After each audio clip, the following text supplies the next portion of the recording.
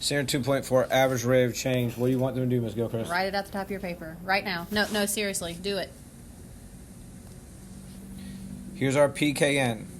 Now, this PKN is about slope. I'm going to say it. I'm not going to write it because we've got students who aren't learning that lesson, so we're going to help them with that. But rise over run, that is what slope is. So write the word slope next to this. Here's the formula for slope. That's y's over x's, outputs over inputs. Ms. Gilchrist, what is this doing here? Well, we've asked and been told 100 times now to have a calculator. So I expect that you have one today and you are getting it out as we speak. We have a definition, Ms. Gilchrist. What is it? A secant line is a line that goes through 2 points on a curve. So notice the blue points. The line that goes through them is the secant line. Our first definition is the average rate of change, and the average rate of change is the slope of the secant line. So that's why it was PKN to talk about slope. And now that we know slope and we know secant line, we can find the average rate of change using this formula right here or right here. Why are these the same, Ms. Gilchrist? So the inputs don't matter what order you put them in, as long as the top matches the first on the bottom. Sorry, yes, the A is over the A and the B is over the B. Or if you go with B first and A second, that's fine as long as they match. So what is this F of B and F of A business? So F of A is going to be your Y value or your outputs. That's what you should write right there. And no, we're not going to write that word in there because some people aren't putting the audio in, and so there's got to be a consequence for them. And then A and B are your X values or your input. So you should write that right there. And if you have a question, right, this is a great place to ask a question. We haven't gotten too far into it. This is a great time to stop, call us over, and get a little further explanation on something. Because now we're going to An example. Our first example. Okay, so we want the AROC. What's AROC, Ms. Gilchrist? Average rate of change. Oh, it's an abbreviation for average rate of change. And we have our function of F of X. We changed it to F of X just to go over this. So our formula that we just learned was F of A minus F of B over A minus B.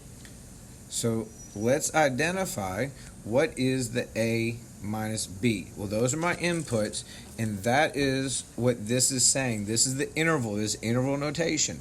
So notice we're going from -1 to 0, and it includes both because we have the brackets. So the brackets tell us we include both. So that's our A, and that's our B. So I can substitute into the equation right now. What are we calling A, Ms. Gilchrist? Looks like -1. And B is 0. And we're doing the difference of those two. Now, the difference between this and algebra 1 is algebra 1 we would also be given the outputs. What do we need to do, Ms. Gilchrist? We have to plug in those inputs to get the outputs. So we need to determine what those outputs are. So I need to do F of -1. So I could do this. I could just type it in the calculator if I know my calculator well. But we don't have one, so we're going to talk about it. So we've got 2 to the -1 plus 1. 2 to the 0. And so think about it. Pause and see if you can finish this on your own. 2 to the 0 is what, Ms. Gilchrist? 1. So we get 1 minus 3. Which is -2. So I need to match this up with the input that I used. So -2 goes above the -1 because this input of -1 gave us this output of -2. And then we're going to do the difference of F of B. So one more time. Plug in 0. Where do I plug in 0? Where the X is, because it's the input.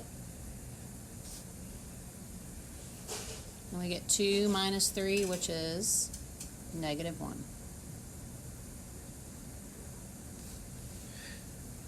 So, ooh, I've got minus and negative. Well, what does that mean? That means it turns into a positive. We distribute that negative to the 1. So we get negative 1 over negative 1, which is just positive 1.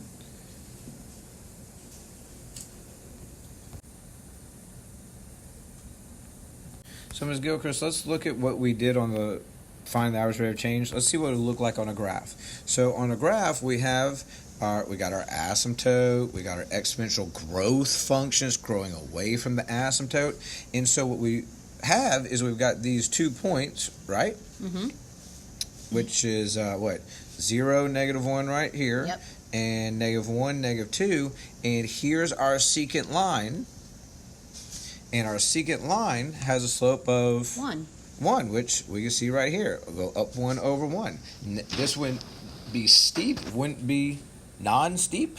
It's just kind of regular. But if we went and we looked at a different secant line, let's say we looked at it down here. Ooh, that looks almost like nothing.